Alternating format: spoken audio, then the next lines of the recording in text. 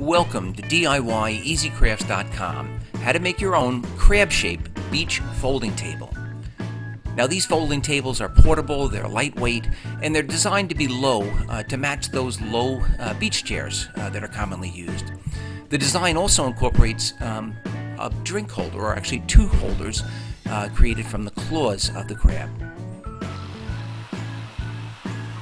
This project is pretty easy to build. I started out just using a couple pieces of scrap 3/4 inch plywood. I drew the basic shape of a crab onto the plywood, and I just used the jigsaw to cut out the basic shape. Now I have the body is one piece of wood, and I used a separate piece of plywood for the leg assembly. That's just because I only had two small pieces of plywood in my scrap bin. You could certainly cut out the entire thing out of one piece. I then used a disc grinder with a flap sanding wheel just to round over all of the edges, and also to add some grooves for each one of the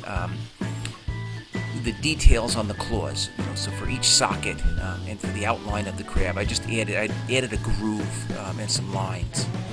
You'll see it in one of the closer up pictures. I then went to a Dremel grinder with a cutoff wheel, and I also added some additional lines or additional details to the crab. Note that both claws actually come together and touch, as do both of the flippers. And that's important because it adds a little bit of strength to the claws and also to the flippers. It doesn't take long at all to finish cutting out the crab and adding the detail, not only with the disc grinder but also with the Dremel cutoff wheel. You can see here where both of the claws have a hole in them that allows for a soda or a beer can to be mounted. The leg assembly, I wanted the legs to fold flat, so I'm just going to hinge them and then create a stop so that they don't overextend on the outward side. You'll see in a second. Before I go to the hinges though, I'm going to add two small pieces of 1x2 that are going to screw both pieces of plywood together. Then I'm going to add the hinge assembly, and I've added two hinges to another strip of 1x2, and then I'm going to screw that onto the crab. And I'm just making sure that the screws that I use don't go all the way through the crab. They're just going to hold the 1x2 and the hinge assembly to that 3/4 inch plywood.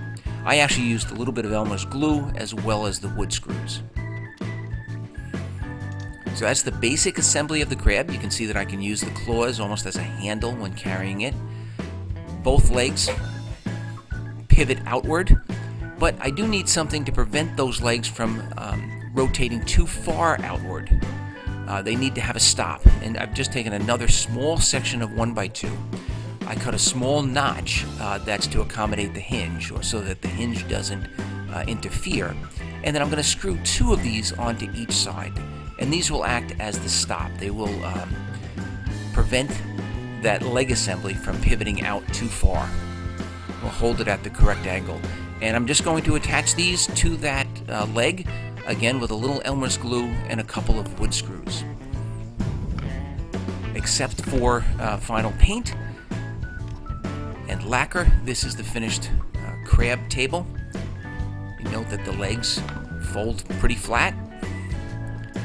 The two pieces of 1x2 that I used to screw the two separate pieces of plywood together also act as the floor of the drink holders, so that the cans don't go right through. And then you'll see the leg assemblies here.